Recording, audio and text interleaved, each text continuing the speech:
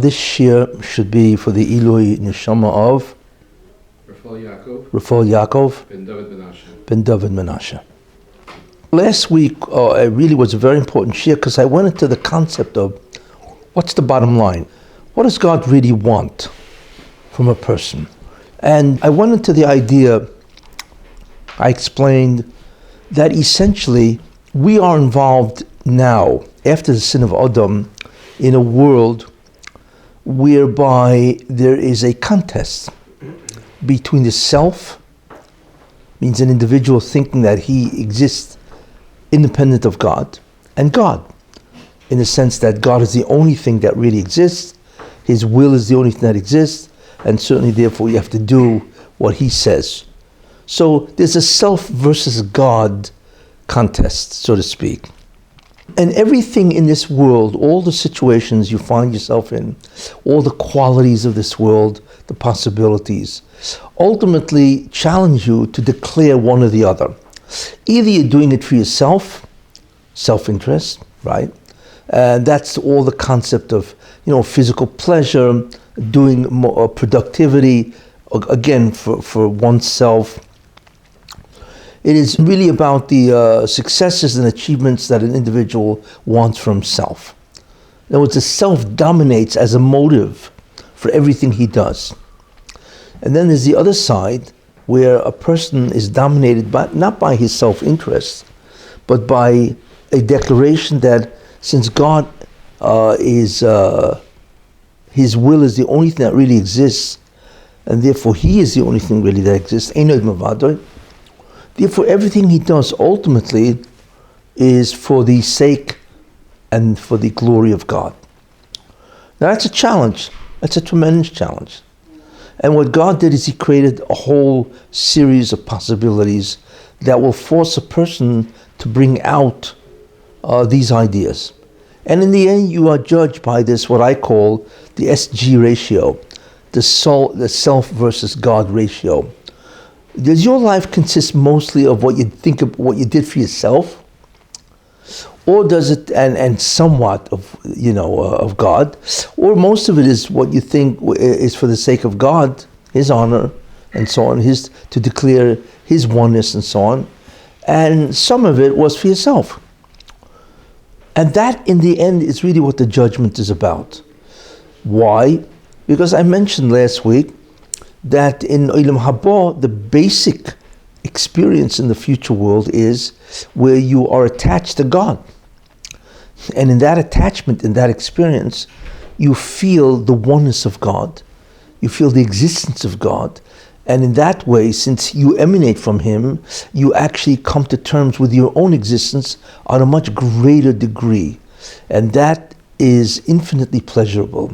And that itself will grow from nanosecond to nanosecond in the future world. And therefore, that's what God judges you on. To what extent were you self-involved, and to what extent were you God-involved? And we strive with that formula. It's very difficult. We live in a world which is completely physical. There's a lot of physical stuff going on here. There's all kinds of pleasures, involvements, sensory delights. There's like 1,000 things going on in this world that you can easily become involved with the self and promoting self-existence. So in many ways it's very difficult. And I mentioned many things that the mitzvahs are based on to try to help yourself. One of the things I mentioned, which I think is worth repeating, is the concept of chesed, kindness. Why is God so into kindness? That chesed, that you should do good for others, help them out, benefit them, right? And the idea to that, other than it's being very nice, it's very lofty, as they say, but what it really does is a denial of self.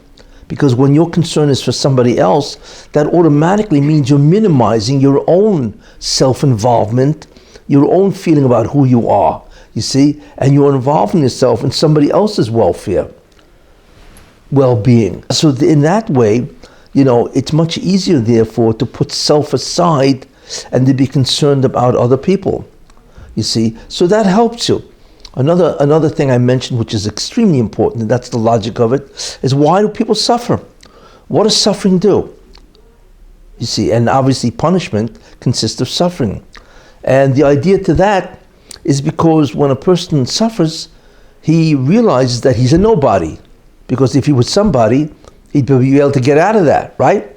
So when a person suffers, and therefore obviously it clearly demonstrates to him that he's completely unable to throw off the suffering, remove the suffering, it is clear demonstration of his really being really not in control, and basically his whole concept of I'm somebody and I can do whatever I want is severely diminished, you see.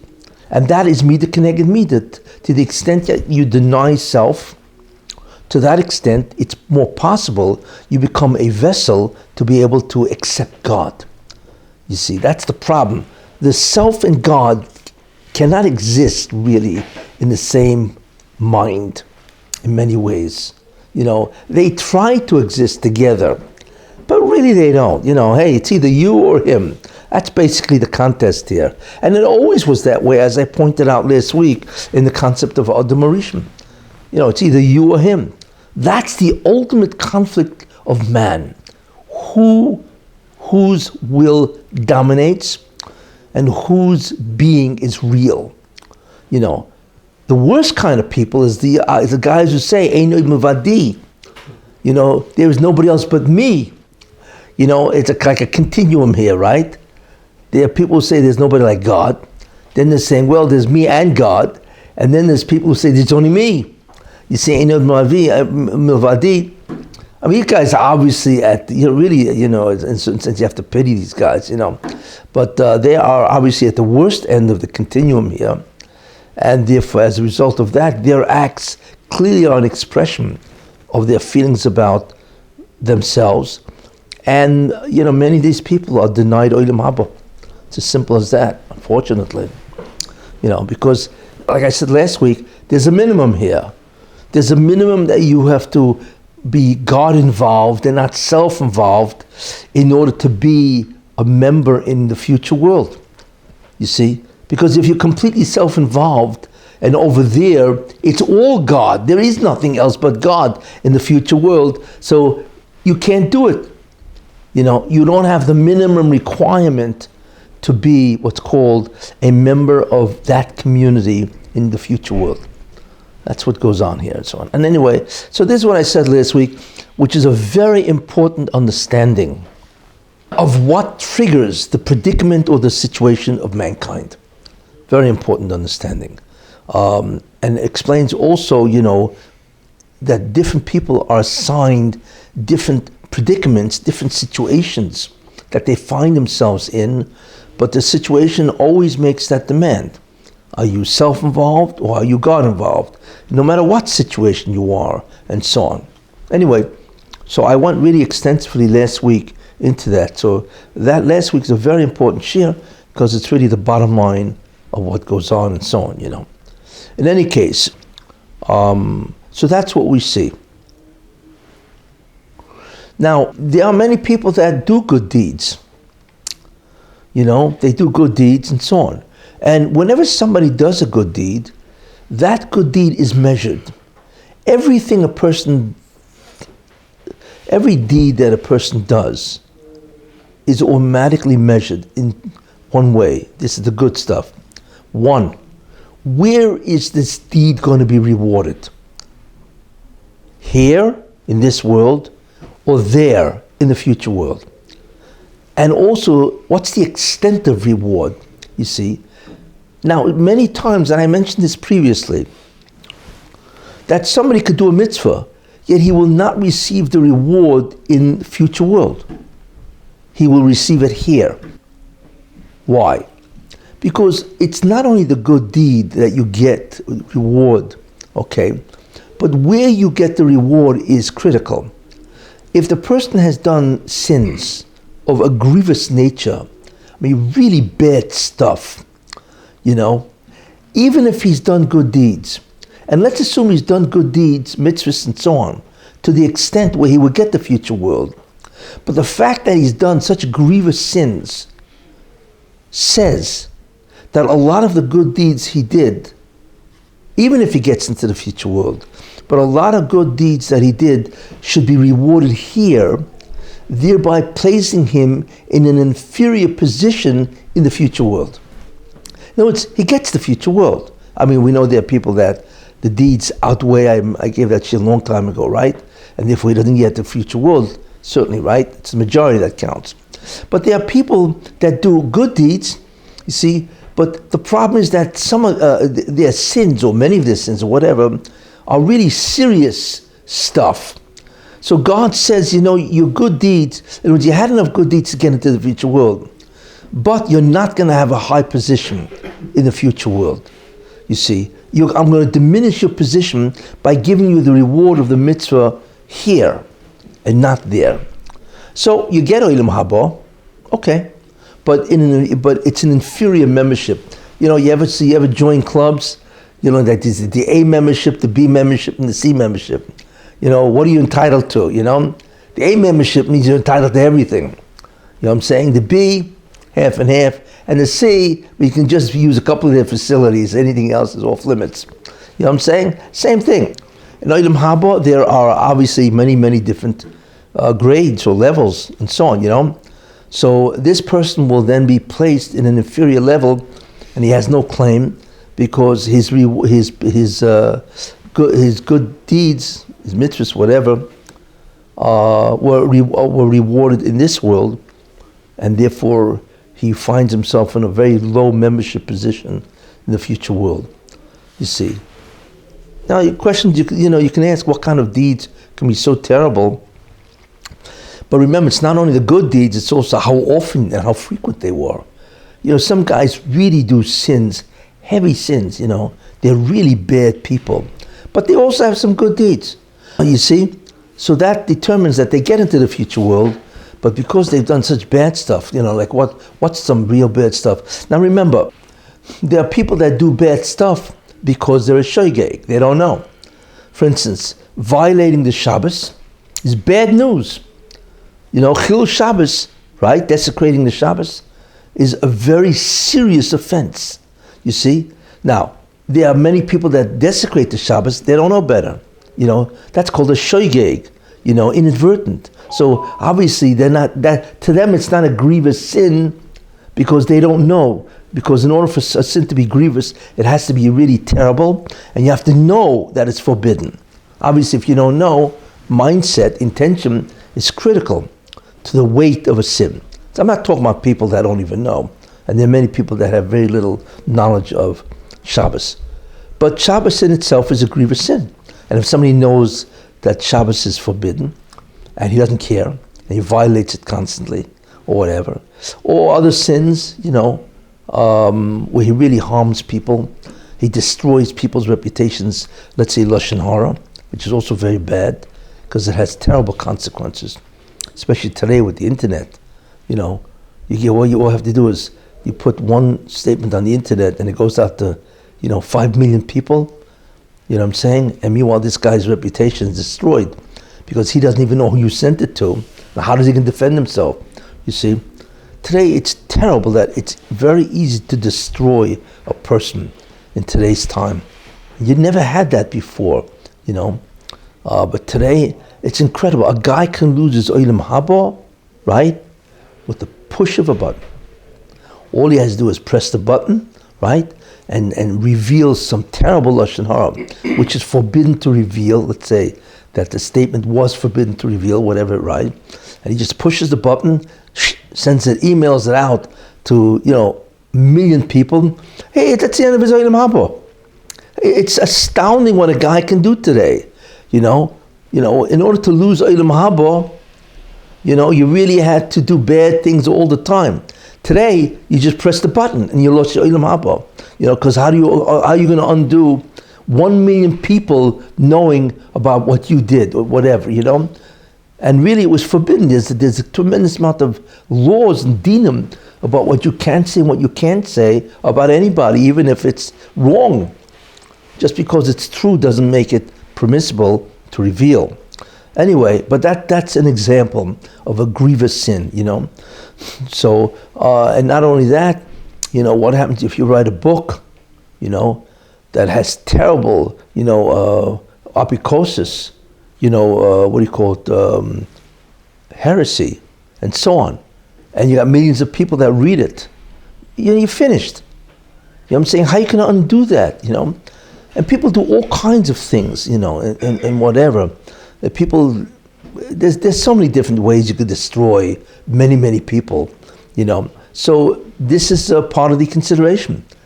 That means that even for the good deeds, well, God says, hey, you can get into Olam Haba because for whatever reason you did something decent, enough to get into Olam Haba, right? But you've caused so much damage, or you've done so, bein adam lechaveroi, between man and his friend, right? And his neighbors, right? Or you've done so many deeds that have assaulted my honor, you cannot be in a high position in the future world. So God is just. You got to pay the guy back in some way. What you do is you give him Olam Haba at a severely diminished level. So that's what it is.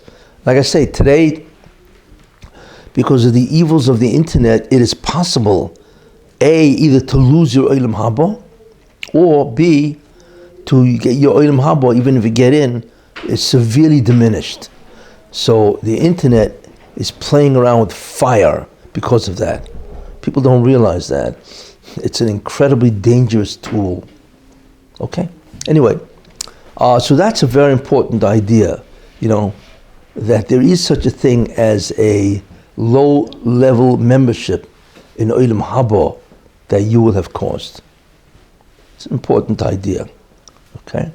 And like I say, today it's very easy to do it, to sin in so many different ways, and so on,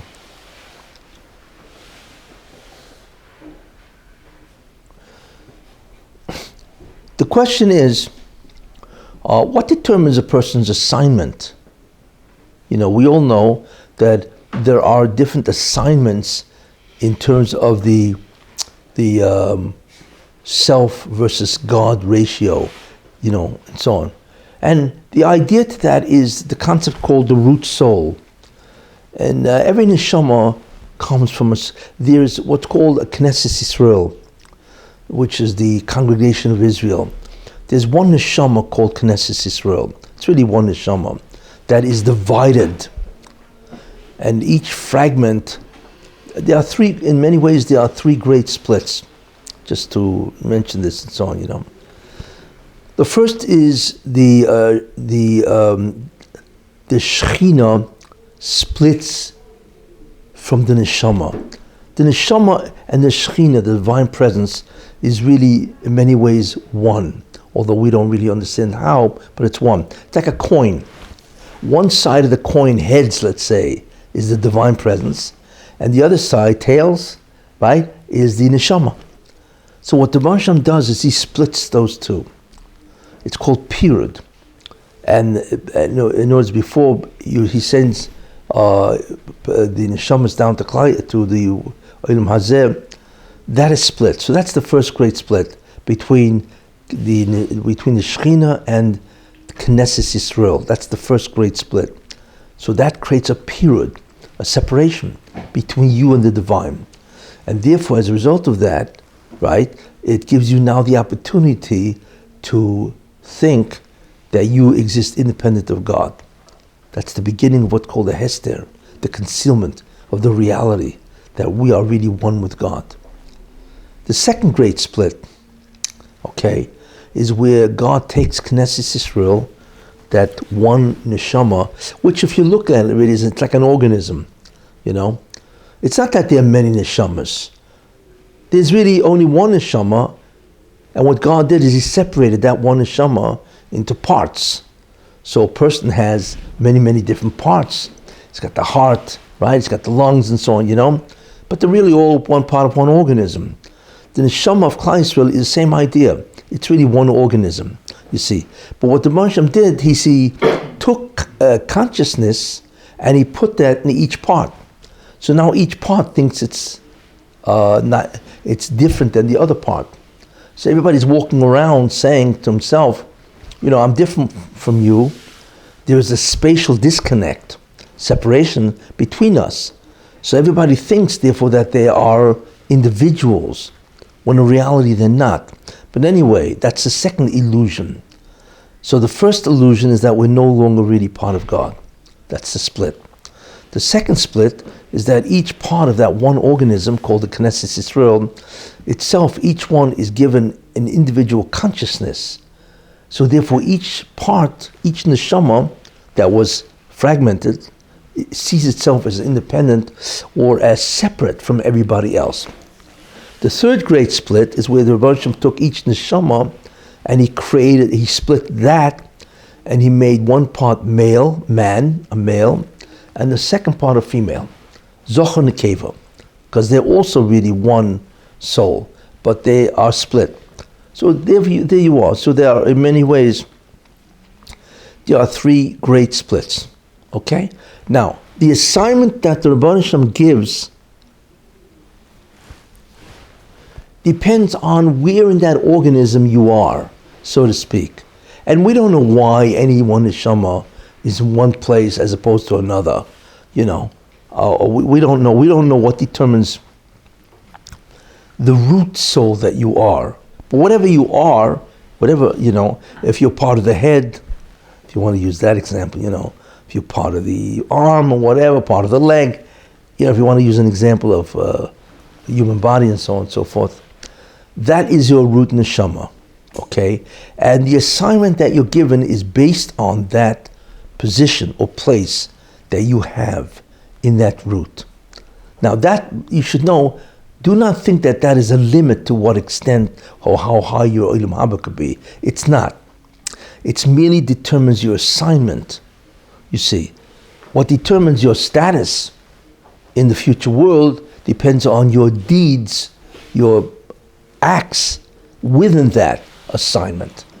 So it's really two different dinim here, you see. So you could be from a lower end of that organism called the Knesset Yisrael, the grand neshama, you could be from the, you want to go down to the toes, So therefore, as a result of that, you get a certain assignment, certain type of life, you see, that you are cast into. And in that life, you have to choose all different kinds of things every day, right? For 80, 90 years, however long the life is, right? So that, where you are is determined. And by the way, Adam Rishon was that Knesset Yisrael in total. He was the only one that had every neshama in him, so to speak. And then he was fragmented and so on in order to give room to the rest of the Jewish people and so on, But in any case, so your assignment depends on the root or where are you located in that Knesset Yisrael.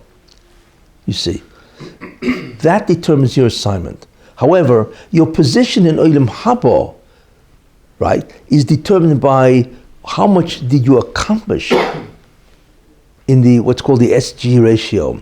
In your acts in this world was for God as opposed for self.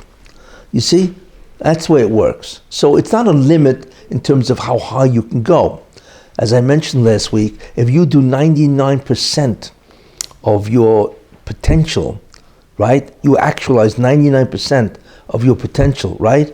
In your assignment, right? And some other tzaddik, did 80%, right? You're much greater than him, even though his job was assignment of being a Rebbe, let's say, a Hasidic Rebbe. Forgive me if I use them as an example, right? Because nobody really knows who's who. Really, in the end, you don't know who you are and why you're put here, and you don't even know how much you've done. You get an estimation, but you don't really know. It could be you had an Nisayon, a test, right? That was incredibly difficult, right? And then you passed the test, and that the equivalent of that test could be some person's, even if it's a holy person, right? 100 different mitzvahs. That one mitzvah that you did can be worth 100 of his. Nobody really knows. You see, what is the value of your life or anything you did? You see, and therefore like I say, which is important, that your Olam Haba is not based on your assignment, so to speak. That depends on your root neshama.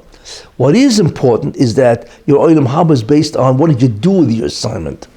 There's all kinds of ideas in that, because some people's assignments are a lot easier and a lot nicer than other people's assignments. I mean, there's no question that there's a tremendous variation in terms of the possibilities and so on. But in any case, all that is taken into account when God judges the person and so on, And make no mistake, we don't really know who's who or who's greater than who, you see. Because there's the famous Chazal where Rabbi Yeshua ben Levi, I think it was the son of Rabbi Yeshua ben Levi, whatever, where he went up to heaven, that's Ruach HaKodesh, whatever, and he came down and they asked him, what did you see there? And he said, I'll tell you, it's an Olam Hafachu. It's an overturned world. What does that mean? And he says, whoever is great here, up there was basically nobody. Could be nobody. And there are people here who are nobodies, and up there, like they can't do enough for them. What do you see from that? That we cannot measure the true worth of anybody spiritually. We don't have the measure, because we don't know the value of the mitzvahs we do, because I once mentioned that the value of the mitzvahs that we do has many factors. One of them is not just the mitzvah, it's also how much did you give up to do the mitzvah. It's called the Mesiras Nefesh, and also the mitzvah itself. There are mitzvahs which have more weight than other mitzvahs, you see. And there's all kinds of factors, Well, was this mitzvah easy to come? Did you have a righteous father and therefore you saw that? Or your father was not righteous at all, he wasn't even religious, and you still did the mitzvah. There's a million different factors that determine the worth. We cannot possibly understand or know what the worth of the mitzvah is to God in the future world. Therefore, there could be some guy walking around in the street. He said, what is this guy, some schlepper? And meanwhile, this guy can be one of the greatest guys in the generation, especially if he's a Lamed Vav Tzaddik. You'd really never know. The 36 righteous people that nobody knows who they are and so on, Or you can have somebody, who's a great Maggid Shir. I hate to say Rosh Hashiva, just an example, or people regard as a great tzaddik. And in the future world, in the next world, he's an average guy. Average. Of course, that person is going to be shocked when he gets to the future world, right? And then he's looking at the other side, he sees this other guy who's a nobody, he's getting the royal treatment. And this guy, he doesn't even get one malach to come and say hi. He's going to be shocked, obviously, and so on, But up there is the world of truth, and they know who's who, and so on. So that's why a person can never feel really, think about it, dejected. Because you don't know the worth of what you've done. Only God can judge. Even you may know the deeds you've done, but you do not know the worth, because it is not just the deed itself, the mitzvah. It's how much you gave up, how much influence did you have from other people, and so on, and what did you know, and how intense was you in doing it, and how much love of God did you have when you did it. There are so many factors here, you see, that even if you know what mitzvahs you did, you don't know the worth. You have no idea, you see. That's why there can be people here, like I said, and that's what he meant, Olam Hafachu. It is a upside down world. And what he's simply saying is that we do not know, we don't have the measuring yard or stick to measure the worth of a mitzvah. So forget about that. You just have to try your best, do your best, in doing the will of God and so on, But this is very important. So that's the idea. Your assignment is based on your spiritual root somewhere, basically in the body of Adam Arishon, because he had that full neshama, But that's your assignment. Why you have that place, unknown. Nobody knows. That's called mazel. That's your mazel, called your good luck or your good fortune, We don't have any understanding of why his mazel is here and his mazel is there. But that will determine the assignment. But Olam Haba is not determined by your mazel. It is determined by what you do in this world, in your assignment, you see. And God judges it exactly. The judgment is incredibly precise, down to the nanometer, and so on, you see. That you get really what you deserve. And like I said, and we don't really know what's what in this world, you know. That's why if you meet somebody, you never know. He could be 1,000 times greater than you. How would you know? He wouldn't even know. See? In the next world, you'll find out. Yanko, that guy, you know, I thought he was a nobody, you know. Guy couldn't even learn a Blat Gemara or something like that, right? Meanwhile, that Yanko had a very difficult life, and he was, in many ways, he was very spiritual, but nobody knew that because he did a great job hiding it, you see, or whatever, and therefore he could be tremendous, you know. So you never know who's what. That's why you have to respect every single Jew. You do not know who he is, what's his worth in heaven. You see? That's a very important idea. Yeah? So a person doesn't know his own situation in terms of Not accurately. He knows generally. Know, now he has an idea. I mean, he knows what he does every day. But he also, not only what he does, but what kind of trouble he went through to do it, or lack thereof. Yeah, he has a feeling for that. There's so many different things that go into it. He might not know Yeah. about other things which are subconsciously. That's right. There are so many variables that it's almost infinite. So you're saying it's possible for somebody to get up there and say, I didn't think this mitzvah is worth anything because I know my situation. It turns out I didn't really know my situation. Yeah. Or the opposite, a person could say, well, I thought this mitzvah would be worth a lot because I tried hard, but it seems that I really could have tried a lot harder. Yeah, that's right. You know, that's why the general rule is just try your best. You know, to do the best you can in serving God. That's really the rule, you know, and so on, you know. So that's the idea in terms of the assignment, what it's based on, you know, and so on.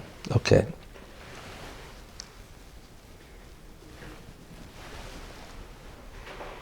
Not only that, but it's very interesting also. Every person, even in his assignment, okay, has what's called hashgacha of that assignment. A person can be, you know, designated, okay, you are assigned to being, you know, whatever. Let's say you're assigned to be a doctor, right? And all of a sudden he gets into medical school. That's really what it's all about, you know. It has nothing to do with medical school. If your assignment is to be a doctor and to be subjected to the tests and temptations of a doctor, then that's what you become. Whether the medical school likes you or not, you're in. You see? And of course, God will arrange that. If it's not your test, you won't get into medical school because your test situation, your assignment is something completely different. You see? Now, what assignment does a doctor have? If you want to, I'm using that as a specific example, you know. A doctor have to decide, you know, one, what to charge his patients. That's number one. Number two, you know, I'm just giving you an example as an MD, you know, what to charge, you know. Need I say more? That's number one. That's number one. Yeah, right? Then he has to decide, you know, how is he going to treat his patient? There's some doctors that you go to, they have terrible bedside manner. They're arrogant, curt, brief, and they barely give you, you know, 15 seconds of their time. That's a terrible way of acting towards somebody who's sick, or else why would we come to a doctor? What is your feeling for the pain of somebody else? You see? And there, I'm not saying, I'm just giving you an example of how a doctor can really fail, you know. Of course, there are many doctors that are tremendous, you know, and so on, you know. But anyway, that's a second idea. Then a third idea, I'm giving you the bad side of a doctor, you know, what he's faced with, you know. A third idea is that he thinks he's God. He thinks that he cures. He doesn't understand that he's zero and that anything he does is all given. God uses him as an instrument to bring a refuah, a cure to this person, a remedy, you see. So God gives him the knowledge. He gives him the skill, you see. It gives him the background. God gives him everything. Yet how many doctors think that, me, right? I'm the guy that cures, and so on. And there are many doctors that think that way, and so on, So that's a third test that a doctor has. Who does he think he is in terms of his contribution toward the welfare or the remedy of that patient? You see, then there are other ideas. I mean, there's a lot of things. I'm using the doctor, but any occupation will have its own set of problems.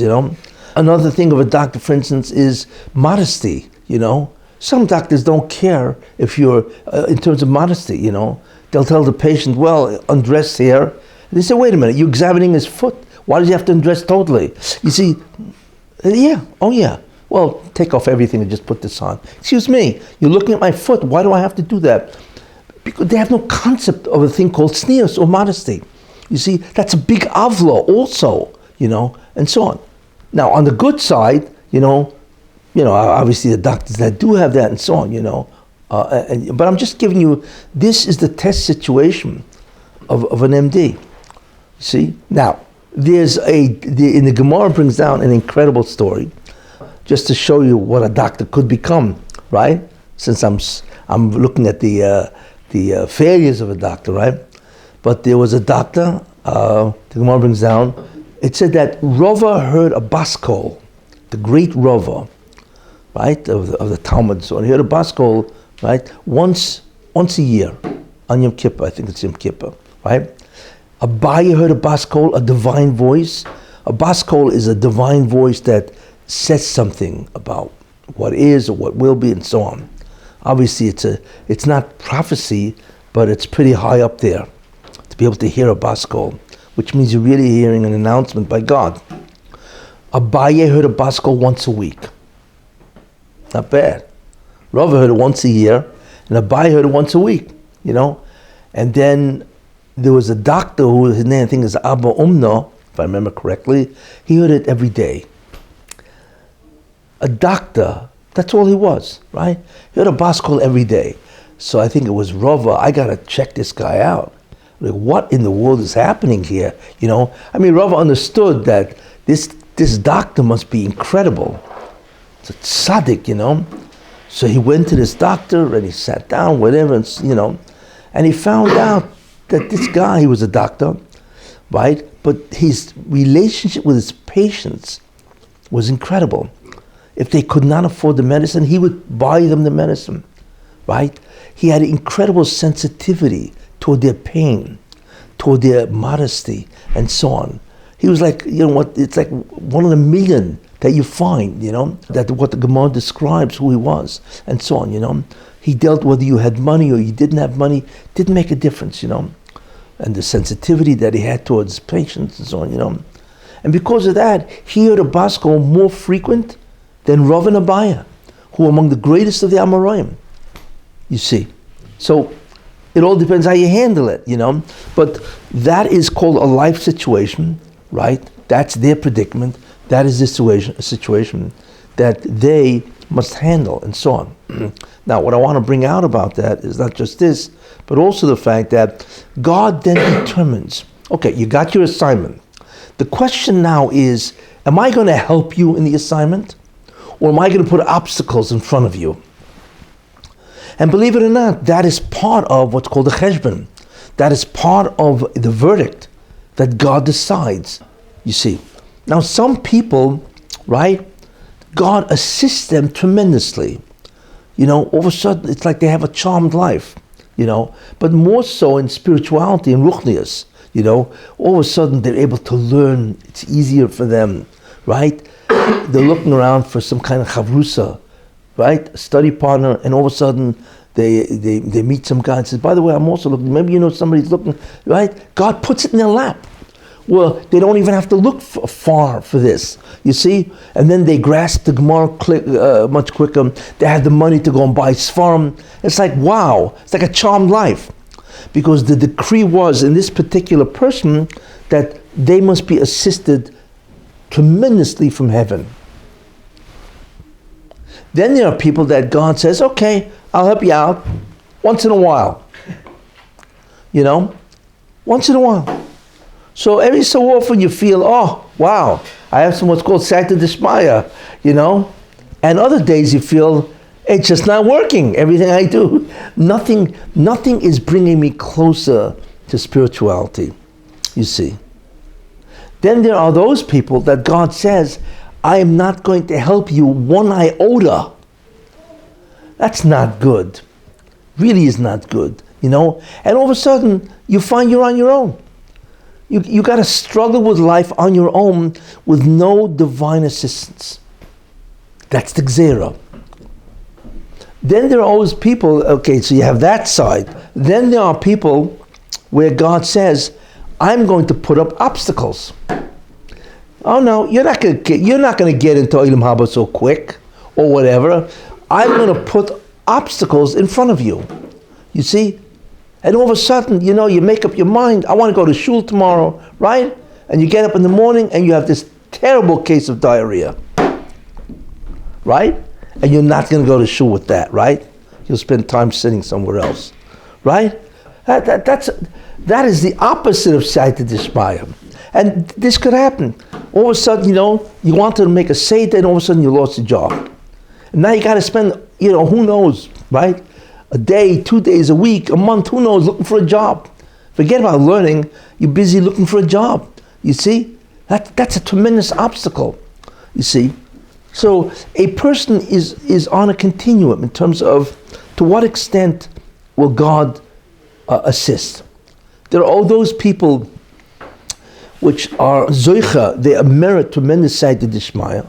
And then there are those people that not only do not merit Siyata Dishmaya, instead they get tremendous obstacles.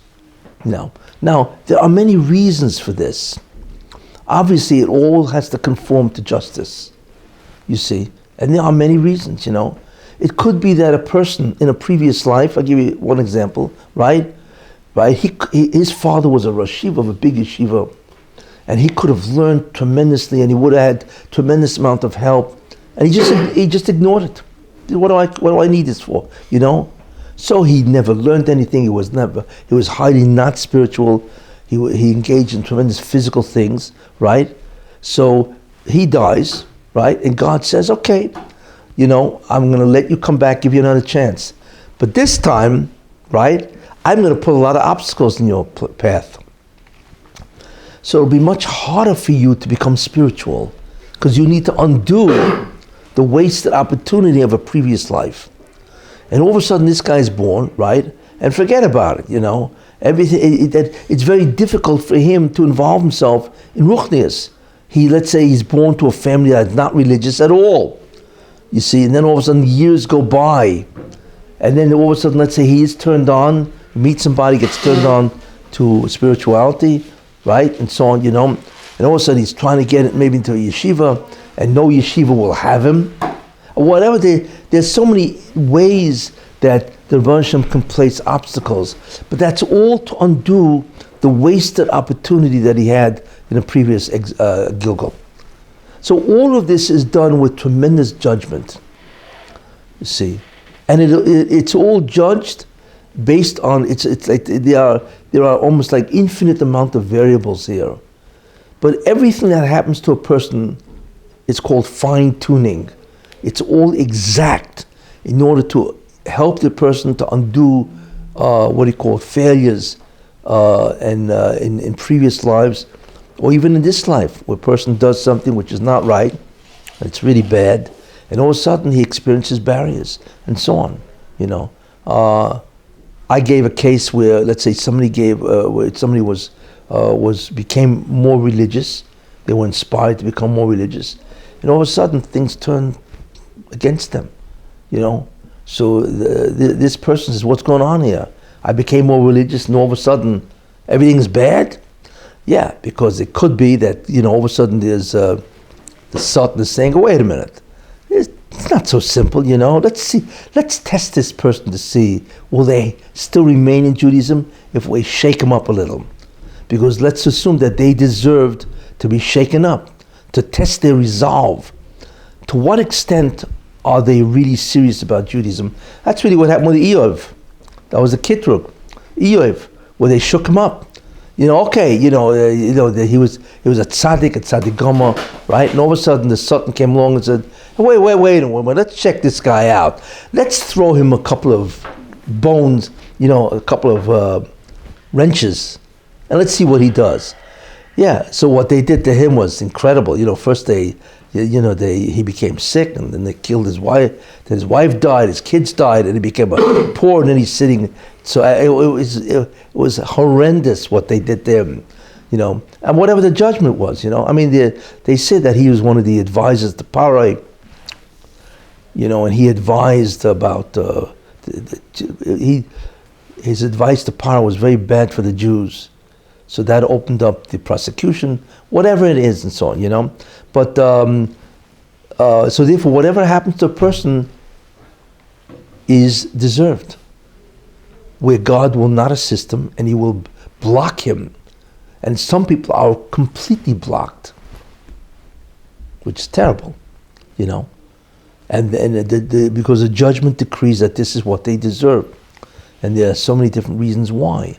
And the person says, like, whatever I do, I'm not making it. I'm failing. So this guy's got to exert, or woman, whatever, tremendous amount of energy to bypass all these blockages, you see. Now, this is what happens for a regular guy. What about a Russia? So sometimes a Russia, it all depends, if this Russia has some good deeds, right? So it could be that this person wants to do something evil, and God prevents him. You see? Because he doesn't want that Russia to do this deed, right? So he can spare the Russia. In some way, the fact that he can't do this deed will help the Russia in some way accomplish some type of ruchnius. Because maybe in a previous life, the guy was a good person, and in this life he had to incarnate, and in this life he became a Rasha. So because of his previous life, God says, listen, I want to spare you, so I'm going to prevent you from doing the evil, because he merited that to happen because he was good in the previous life, and he had to come back for some reason, and in this life he became bad, so God prevents him from doing evil. Yeah, it's interesting. Again, it's all based on justice and an infinite amount of factors. Then there's some evil people where God says, be my guest, and he's successful. Whatever he does, his evil always happens. There's no stopping him, you see. And the reason why God will do that and make him successful in doing evil is to destroy him. Yeah, to annihilate him. Yeah, and everybody's got a certain measure of evil, He's got a certain amount of evil that he needs to be destroyed, and God says, go right ahead. And he makes it possible. So that person, could you imagine Rishonim, and they're incredibly successful. They kill people. The old, the Middle Ages, this was like slaughter, where you had the Goyim doing this, they slaughtered people. And there are many evil people all around us, believe me, that do evil, and they're successful over and over again. But they don't realize that their success is based on the concept that they will be annihilated. But God doesn't want to annihilate them yet because they haven't done enough evil. You see, there's a concept called enough. That for whatever the judgment is, God decides that there's a certain amount of evil that they have to do, and then I get rid of them, you see? And they haven't done enough, and God says, okay, I want to make sure you do enough, right? Because the judgment right now says that you should not be annihilated, but for what you've done, you deserve to be annihilated, but what's missing is more evil. So God says, no problem. And all of a sudden, more evil, and they are successful. They kill more people, or they destroy so many people. They destroy people's parnosses. It's just beyond belief what people do and so on. And then as soon as they reach the measure of the amount of evil that they have to do, they are destroyed. It's astounding, the rise and fall of people and how it happens. We see that, and so on, Unfortunately, the more people you have control over, the greater the evil will be that you do. And there are politicians, there are monarchs, kings, right? There are people in power, right, that do terrible deeds to people. And they always seem to be successful. It just never stops. And they can do it for years. And then after, whatever, let's say 10, 20 years, really, really damaging and harming and destroying people's lives, right? All of a sudden, something happens, and they're finished. They're destroyed. We see that happen all the time, where the Rishonim get their what's called comeuppance. Takes time. But the reason why they were so successful and why it took so many years, because now they're destroyed. Totally, and they're annihilated. The classic was Haman. He was riding great. I mean, the Haman, he was doing incredible, right? I mean, the Grand Vizier, right? Right? And he was, he was the second most powerful man in the Persian Empire, and that Persian Empire was 127 provinces. It was incredible, And he was granted success over and over again, And finally, the Jews, whatever, they're the ones who, bought, and in overnight he was destroyed. It's incredible. It's hard to see somebody rise and fall in such a quick succession. Stalin. Well, his whole life. Yeah. Then yeah. I mean, you have Hitler, Marx, but these people are exceedingly evil. You can't even compete with them in the evil, But there are many people that do this, I'm saying everybody, but how many politicians are evil? It's astounding. They don't care about people, And remember, there are different gradations of evil, There are leaders and so on, There are CEO corporations. A lot of people out there are terribly evil, And then all of a sudden, overnight, they're gone. See that today with the Me Too movement, one after the other. Boom. Yeah, that's also true. Yeah.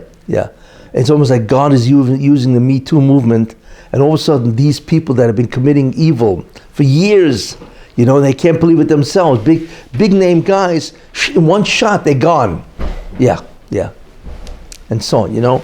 But that's a very interesting cheshbon, that God will allow a tremendously evil person, you see, to succeed, to destroy him. Because the judgment demands that he should be destroyed. You see. So what we begin to realize is that we can know certain general ideas about why the Ribono Shel Olam does, but there are so many factors and variables in what he does that it's impossible to understand any given individual of why he's going through what he does, and so on, And certainly applies to the Jewish people, Why did the Jewish people have to go through the Holocaust? Although I spoke about that when I talked about what gets into the future world and so on, Why are the Jews in exile for 2,000 years, Why this exile, why that, why Spanish Inquisition, or the expulsion from Spain and so on and so forth, There are just too many variables there, and God takes every single, as we will see, he takes every single individual into account, as we will see, and it's not just the individual.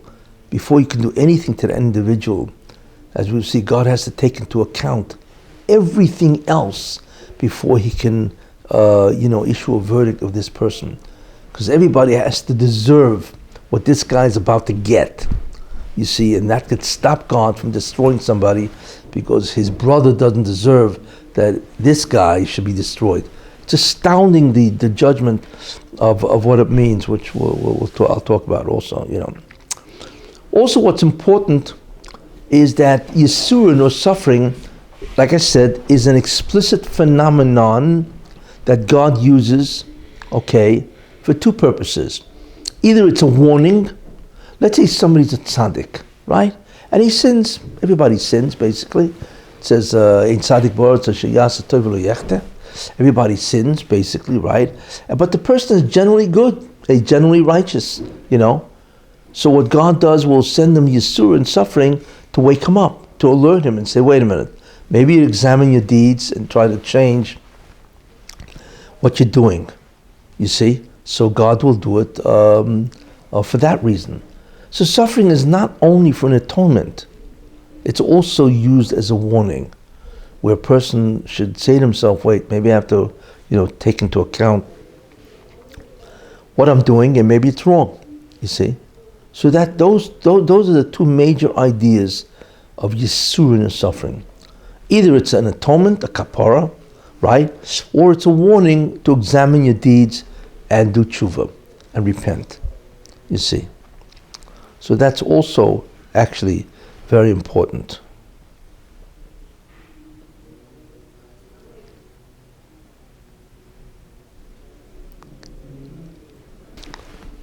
What makes judgment so difficult is the fact that before you can do anything to a person, you need to look at who his ancestors were. Does he deserve this? If his ancestors, his forebears, if his father, his grandfather, and they're tzaddikim, so God has to take into account before this person, his forebears, then he has to take into account his descendants. Well, should I punish this guy if his descendant is going to be righteous? You see? That take into account also. Then all the people associated with him. What does that mean? His generation that he lives, his city, even his community. Should this person be punished? That means the generation has to deserve it. The city has to deserve that he will be punished, and so on. I mean, just imagine what the din, what the judgment is, when you think about what has to be taken into consideration, So therefore, God has to look at all of this. And also, should I punishment? What's it going to do to the rest of the planet, or to the whole tikkun, general scheme of where I want to take the world, if this guy gets punished? All that is taken into account, and you begin to realize there's like almost an infinite amount of variables that God has to figure out before he does anything to anyone. You see? Because it could be that he deserves it, but his father doesn't deserve to see his son like this, or the son doesn't deserve to see the father like that, or maybe the wife doesn't deserve to see the husband like that. You see, everybody, it has to be deserved by everybody in that sense, before God can bring it on an individual. It's amazing. It's amazing how anybody is judged, because there's an infinite amount of different, what's called cheshbonos, or variables, factors, that have to be taken into account by the strict rule of justice. You see? And it could be that somebody deserves to really have bad time, suffering, but God knows that this person is going to have a righteous son, because that's who he has to give birth to, right? And therefore the father cannot be poor, because the son really deserves to be rich, because his assignment is really to be to do the mitzvahs in wealth. So how could God then make the father poor? You see? So the father deserves to be poor, but he can't be poor because it would interfere or contradict the assignment of the son. You see? How do you just to make these kind of reckonings is almost infinite. You see? I'm just giving an example. So all of this really has to be taken into account, in terms of the assignment itself. No wonder God rested on the seventh Day. He had a lot of work to put. No, he knew what he's in for. That's what you mean. Yeah, he rested on the seventh day. He says, "Okay, here goes," right? And then for the next 6,000 years, I'll tell you, when God has a headache, what does he take? He probably takes Excedrin, right? Because they said it's for really bad headaches, whatever, You can imagine a divine headache, Yeah.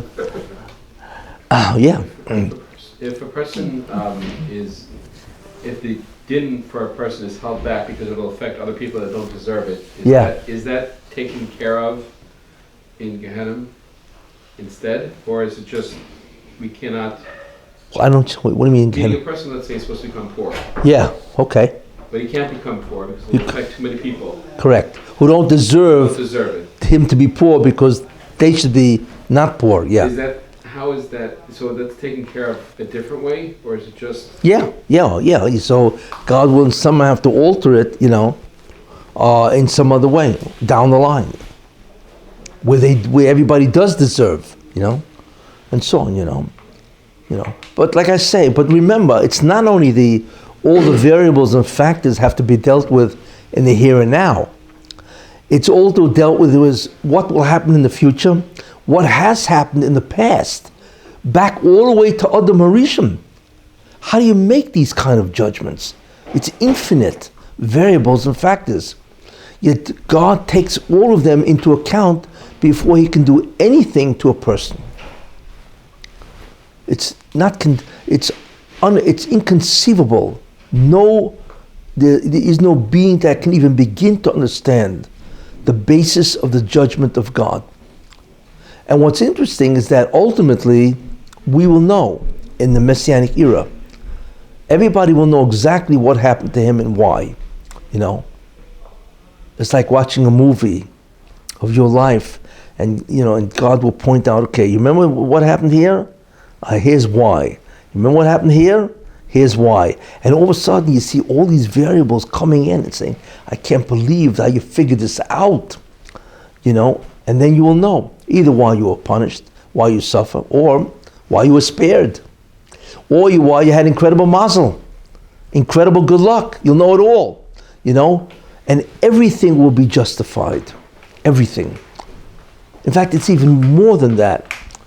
Not only will be justified, but it will appear to you that this was done with incredible bending over backwards to save you, assuming that you're going to get the future world. That it was done with tremendous, what's called hatova, goodness. You see, that God had to bend over backwards, so to speak, as we'll see in the next year.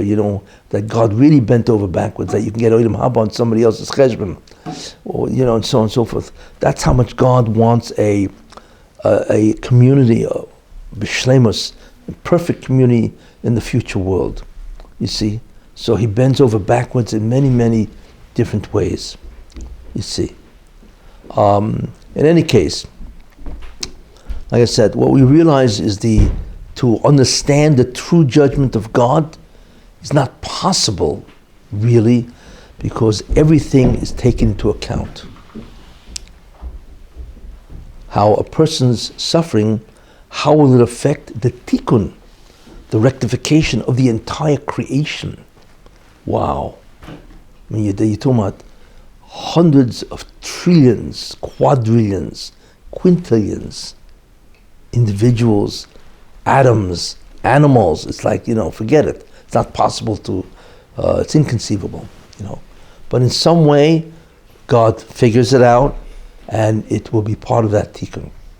You see? So, if you're wondering why does anything happen to you, right? Don't even bother thinking that way.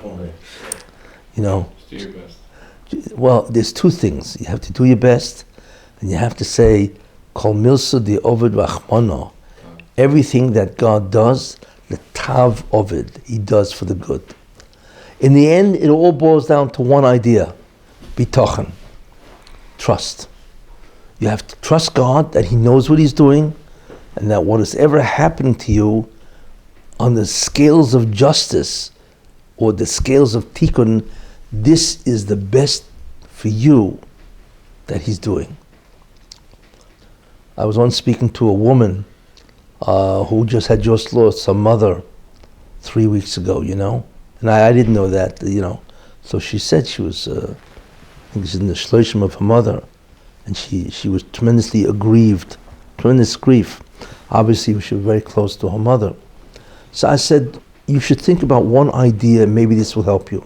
That your mother died, however she died, right? What that means is that the death of your mother in that way and at this time is the best thing that God can do for your mother. Think about that. that means that because God has only one thing interested in your mother, the best thing for her. What can I do to her that will give her a situation which is unbelievable? And the answer was that she had to die at that time with this sickness or whatever. So think about that. In other words, if everything that God does is always for the best, that means every person's death, when they die and how they die and so on, is really the best thing you can do for the person, even the person's death. And maybe God realized that if she lives longer, then maybe she'll sin. There's something bad if she lives longer, And that's what I said. Keep that in mind. That if anything, now if God said to you, let's say, God said, okay, let me explain to you why this is the best thing for your mother. You'd of course said, hey, of course I feel bad, terrible, it's sad, but do it.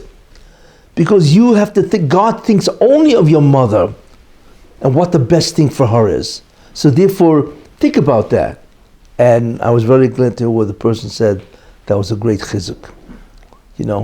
When you think in those terms, what I did is I reframed the death of her mother into a way which meant that really God is only interested in the best possible state of the mother, and that's why it happened. So in a certain sense, of course you're in mourning and all that, but at least you know that whatever happened is the best thing that could have happened to the person. Anyway. Last week. What was that? The tragedy last week in Lakewood, 38-year-old mother of 9 who sniffed. Oh yeah, I'm not aware of it. So that must be a different category. The children, these kind of 9 children unmarried. Like I said. Inexplicable. Yeah. You can't say, but you saw this woman, your mother, and the mother's, up in the 80s, it could be comforted. But what I just said, God took that into account. That if he takes this woman, how many? 9? 9 orphans. And she's 38. And she's 38, right? I mean, to us, we only have the human view. It's horrendous, right? Husband is a magashir. Yeah, but based on God's perspective, right? His framework, that was the best thing he could do for the family and for the mother. We don't begin to understand what that means. But based on the hashkafa, the concept of bitochen, the best thing for this family, it sounds, again, was the death of the mother at 38 and 9 individuals, 9 orphans, I mean, look, in the end, God's not going to abandon them. For whatever reason, he decided that this has to happen for their sake. We are completely astounded. We have no way to even begin to think about the meaning of this or the justice of this, but that's what bitochen is.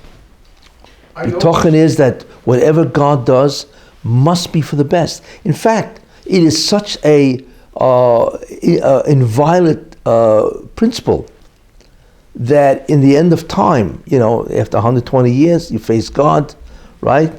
You can say to God, wait a minute, out of the million things that happened to me over my life, right? A guy can say, I don't understand, how was that good for me?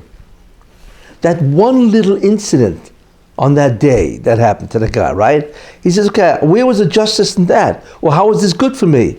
And God has to come up with an answer, right? Think about that.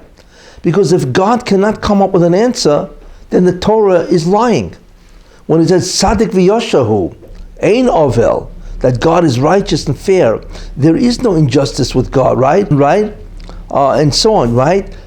That's what the Torah says. That means the Torah has to be true.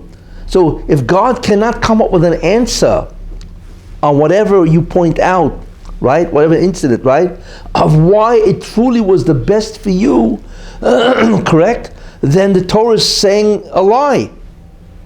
So what do you think? You think the Torah lies? God forbid? Or that in the end, he can justify everything that, if you were waiting by a meter and you put your hand in and you need a quarter and you came out with a nickel, right? That was justified. And God has to have the answer of why it was justified. Could you imagine on every single human that ever lived, he's got to have the answer of why this is the best thing. You see? That's a pretty tall order, even you have to admit, right? It's incredible. Yet he can do it, because that's what the Torah says. I questioned why Joseph, the most righteous of the brothers, died at the youngest age, and all the brothers had a longer life than Joseph. Part of the reason he lost 10 years of his life because when Yaakov finally came to Egypt he met, so Yaakov bowed 10 times, and Joseph should not have allowed him to do that. So he therefore lost 10 years of his life, because he died at 110. Should have died at 120, because that's what it's supposed to be. And therefore that was an oynish to Yosef. He allowed his father, Kibbut Avim, to bow to him 10 times. Listen, what do we know? Right? The Rav said, when Lashon Hara can cause a person to be annihilated. Yeah, especially today. Could the Rav explain, the Cholas Lavola says a chiddush that my Rebbeim didn't have an answer. I know what you're going to say. The Lashon Hara is? Yeah, the switch. Right. I don't want to deal with that. Because with me, It takes a long time. I don't want to deal with that. That's some kind of meter whatever it is, I don't get into that. That's a grievous alvavus, and there are many people who hold like that, and you have to understand what the logic is. It's not just whatever it is. Yeah. Rav said about Knesset Yisrael. Can you explain? As much as we can understand, what does it mean? Yisrael, Kutsh B'Ruch, and Rasha Chanu. Yes, one. What does that mean? Torah. How does Torah get in? Down the Shama. It's also I'm not going to explain that. That's a whole. When a person, let's say there's a xera that he's brought down again, and he has obstacles. Yeah. Right? Yeah. Obviously, a person has to try his best, and he can't rest on his laurels and just float by and just say, I guess I can't do it. Yeah. But on the flip side, is it possible, Hashem said, you will fail 9 times out of 10? Yeah.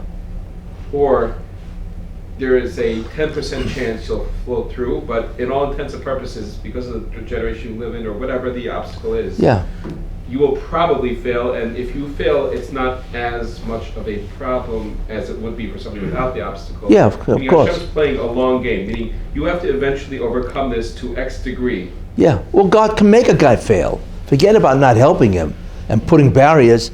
He can make him fail. Why? Because I want to see if you're going to get up. I mean, that's part of the obstacles. Well, he failed. You see, again, it's all part of the justice.